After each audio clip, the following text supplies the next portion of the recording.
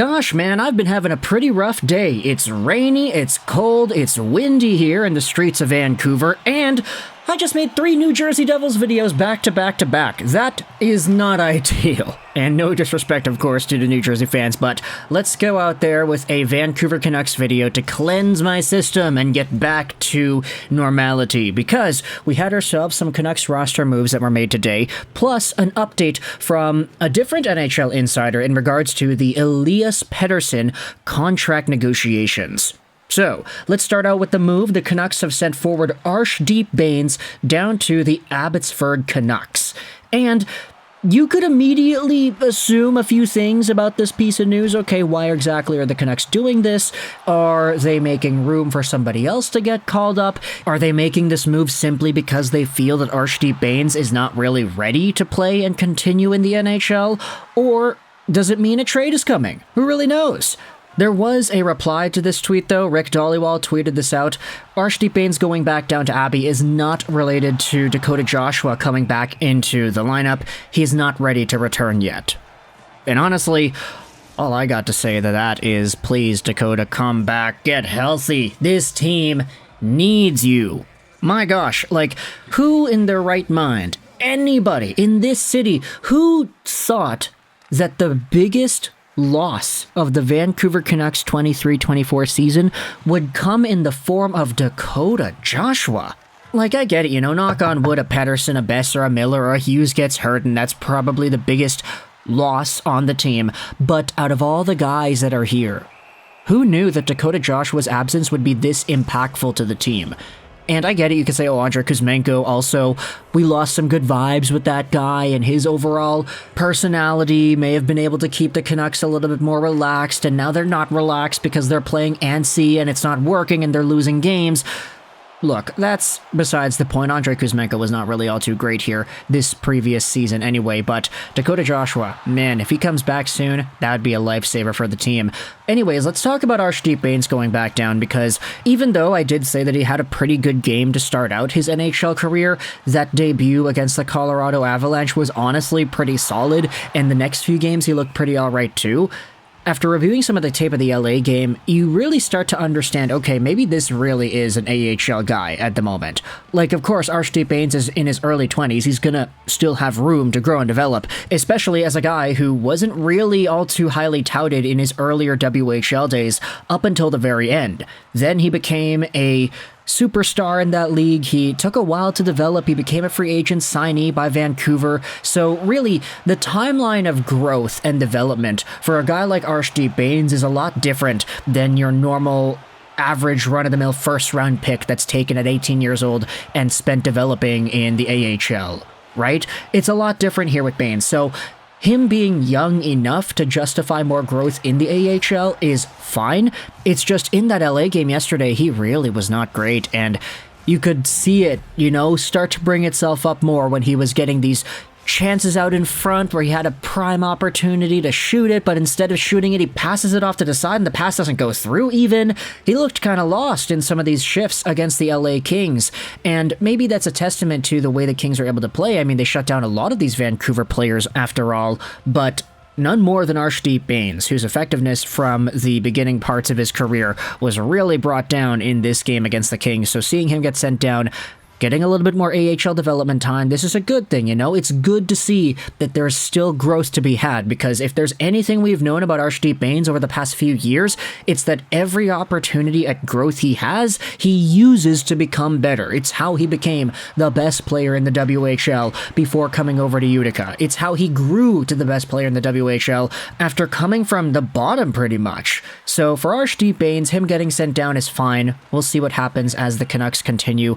Whether this means another guy will get a chance, like Podkolzin, for example, maybe gets called up, or somebody gets traded, or maybe they sign Phil Kessel or whatever.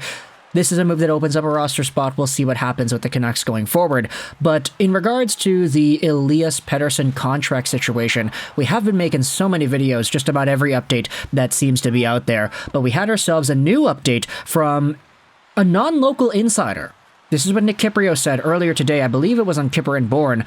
I get it, you could say that Nick Kypreos is maybe not the best source for Canucks-related news, but he does have his insider scoops, and he does get some stuff right Once in a while. I'm pretty sure he was like the first guy to get the Nylander contract, if I'm not mistaken. I may be completely wrong about that. Toronto fans, please don't crucify me. But Buck Foston went out there and tweeted out the Kyprios report. There's reportedly an offer on the table for Pettersson's contract in the range of $90 to $96 million, according to Kyprios.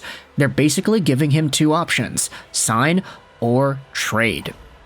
Now, $90 to $96 million. 90, if you want to go 8 years, that's an $11.25 million cap hit. $96 million is $12 million flat per season. And I really like that, firstly, because it's not, 12.5. It's not 12.6. It's not McKinnon. It's not McDavid money. I don't think Pettersson is in that caliber just yet. But when it comes to the negotiation strength here, I feel like that's one of the underrated things that hasn't really been talked about too much, how the Vancouver Canucks are pretty much putting their foot down and saying, hey, Pettersson, you said that you want to wait until the offseason to start negotiating, but that does not mean that we don't have the right to be frustrated and we don't have the right to clamor about in regards to this entire process. This is another tweet from Buck Foston. Kyprios said this about the Canucks management. I think the message is going to be sent here. If you're not committed, if your heart is not in it, we got to start looking around now. We won't allow the situation to drag out like Matthew Tkachuk. And everybody's been talking on social media about how Jim Rutherford has these huge balls of steel going out there and cementing his flag in the ground. Yeah, no, we have to go out there and address this, Petey, because without you signing, without you committing to us, we can't work on a Filip Hronek deal. We can't talk about the rest of our team. You are holding us up because we don't know how much gosh darn money we're going to have to be able to spend on everybody else. You were the first domino. You need to fall first, and if you're not willing to negotiate, we're going to take that as a sign that you're not committed, and we're going to trade you. Here's a tweet from Grady in regards to the Elias Pettersson conversation. This is from yesterday, responding to the article that was posted in regards to the Carolina talks. Jim Rutherford is not playing around here. He's an experienced vet who knows when to be ruthless in negotiations to gain leverage. Hey, Elias, you better sign soon, otherwise you're going to be renting out my house in Raleigh. Gonna need a 30 for 30 doc on the Elias Pettersson saga. Now, just in case you needed that scoop, we did talk about this a while ago, that Elias Pettersson was apparently offered Jesperi Kotkaniemi from the Hurricanes in a trade, and that was ridiculous, but at the same time, thinking about it like that, wouldn't it make sense for the Carolina negotiations to have also played a part in this too? Like, I wouldn't be surprised if Alvin and Rutherford took a look at these negotiations from Carolina and they were like, okay, the Hurricanes are offering us Kotkaniemi. Jesperi Kotkaniemi? Bruh, we gotta get Pettersson signed quick. We're not trading this guy away. We're not gonna have any sort of a trade that actually makes sense. We've been talking about this for a while, but it'd be tough to win an Elias Pettersson trade. Like, unless you're getting a bona fide superstar who is already young, it's very difficult.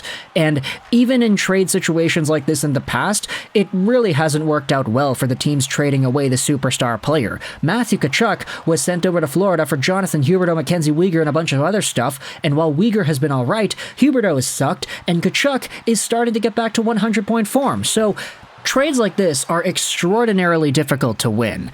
And if you're Elias Pettersson, and your team is knocking on your door saying, yeah, we cannot allow this Matthew Tkachuk situation to happen to us. Do you understand that?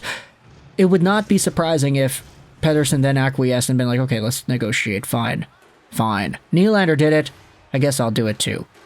It's tough because these players have all the right in the world to go out there into the offseason and pull off that Austin Matthews strategy, but with Pettersson having a team on his door knocking down and saying, yeah, we cannot allow you to do that, now, things are getting interesting. So, whether it's $11.25 million a year like Kyprios is suggesting, or $12 million a year, let me know your thoughts in the comment section below about these extended Elias Pettersson conversations in regards to negotiations, and how Jim Rutherford is putting his foot in the ground. This is a hill the Canucks are going to die on. Let me know your thoughts as to how this entire thing is being handled, and what are your thoughts on Arshdeep Bains getting sent down. I hope you enjoyed this video. 99, and bye.